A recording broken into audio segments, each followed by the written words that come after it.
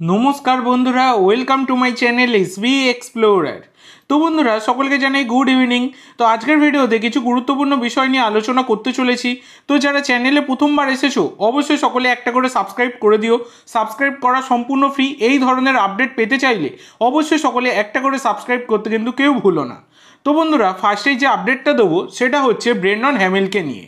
তো বন্ধুরা, মোহনবাগানের ৩১ বছর বয়সী এই অস্ট্রেলিয়ান সেন্টার ব্যাক ব্রেন্ডন হ্যামিলকে তোমরা সকলেই চেনো, যার মার্কেট ভ্যালু ৩.২ কোটি টাকা।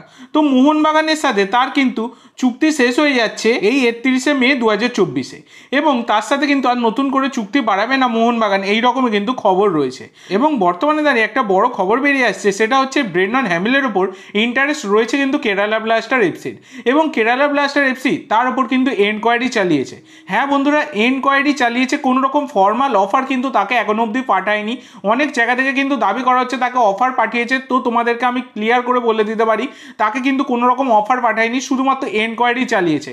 তো অফার পাঠাবে কিনা তাদের নতুন কোচ ঠিক হবার পর তারা কিন্তু সেটা সিদ্ধান্ত নেবে। তো দেখা যাক, ব্রেন্ডন হ্যামিলের উপর ইন্টারেস্ট কিন্তু আইএসএল এর তরফ থেকে আরও কিছু ক্লাবেরও রয়েছে। তো দেখা যাক, পরবর্তীকালে কোনো রকম যদি আপডেট পাই এই বিষয়ে অবশ্যই আমি তোমাদের সাথে শেয়ার করব। তো এরপরে তোমাদেরকে জানাবো একজন বিদেশিকে নিয়ে, যার উপর কিন্তু মোহনবাগান স্কাউট করছিল। তার নাম হচ্ছে অস্কার ডুয়ার্টে। তো অস্কার ডুয়ার্টে হচ্ছেন একজন ৩৪ বছর বয়সী Costa Rican centre back, market value ৩.৬ কোটি টাকা। বর্তমানে তিনি সৌদি আরবের ফার্স্ট ডিভিশন ক্লাব আল ওয়েদা এফসিতে সাথে যুক্ত ছিলেন, এবং এই আল ওয়েদা এফসির সাথে তার কিন্তু এই ২০২৪-এর ৩০শে জুন চুক্তি শেষ হয়ে যাচ্ছে। তো এই প্লেয়ারটি কিন্তু বর্তমানে ইনজিওর্ড রয়েছেন। তো এই প্লেয়ারটির ওপর কিন্তু মোহনবাগান ম্যানেজমেন্ট স্কাউটিং করছিল, তার উপর ইন্টারেস্ট ছিল একটা সময়। তবে বর্তমানে খবরটা বেরিয়ে এলো, সেই কারণে আমি তোমাদের সাথে শেয়ার করলাম। তবে বর্তমানে এই ডিলটা হওয়ার সম্ভাবনা কিন্তু খুবই কম। প্লেয়ারটির কোয়ালিটি কিন্তু যথেষ্ট ভালো, বেশ হাই কোয়ালিটির প্লেয়ার। কোস্টারিকার জাতীয় দলের হয়েও একটা সময় খেলেছেন এই অস্কার ডুয়ার্টে।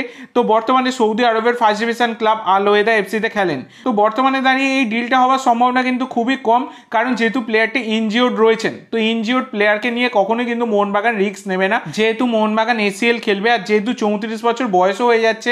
তো দেখা যাক কি হয়। তো মোহনবাগানের কিন্তু অন্যরকম পরিকল্পনা রয়েছে, অন্যরকম পরিকল্পনা নিয়েই এগোচ্ছে মোহনবাগান। তো দেখা যাক, পরবর্তীকালে কোনো রকম আপডেট যদি পাই তোমাদেরকে জানাবো। তবে এই অস্কার ডুয়ার্টের নামটা বেরিয়ে এলো, সেই কারণে আমি তোমাদের সাথে শেয়ার করে দিলাম। এরপরে তোমাদের যেটা জানাবো সেটা হচ্ছে চেনচোকে নিয়ে। তো বন্ধুরা, চেনচো গিলস্ট্রেনকে তোমরা সকলেই চেনো। তো চেনচো গিলস্ট্রেন হচ্ছেন একজন ২৭ বছর বয়সী ভুটানি লেফট উইঙ্গার। লেফট উইংয়ের পাশাপাশি তিনি কিন্তু সেন্টার ফরওয়ার্ড আর অ্যাটাকিং মিডফিল্ডও খেলতে পারেন। মার্কেট ভ্যালু ১.৬ কোটি টাকা। বর্তমানে তিনি ইন্দোনেশিয়ার একটা সেকেন্ড ডিভিশন ক্লাবে খেলছেন। তো সেই ক্লাবের সাথে তার কিন্তু ২০২৪-এই চুক্তি শেষ হয়ে যাচ্ছে। তো এই প্লেয়ারটি কিন্তু আমাদের ভারতীয় মঞ্চে প্রথম নয়, এর আগে তিনি কিন্তু কেরালা ব্লাস্টার এফসিতে খেলেছেন, আইএসএল এর ক্লাব। তার আগে তিনি কিন্তু মেন যেখানে খেলে তিনি নামটা কামিয়েছিলেন সেটা হচ্ছে মিনার্ভা পাঞ্জাব। তারপর বেঙ্গালুরু এফসিতেও খেলেছেন, আইএসএলে, কেরালা ব্লাস্টারে খেলেছেন, পাঞ্জাব এফসিতে খেলেছেন।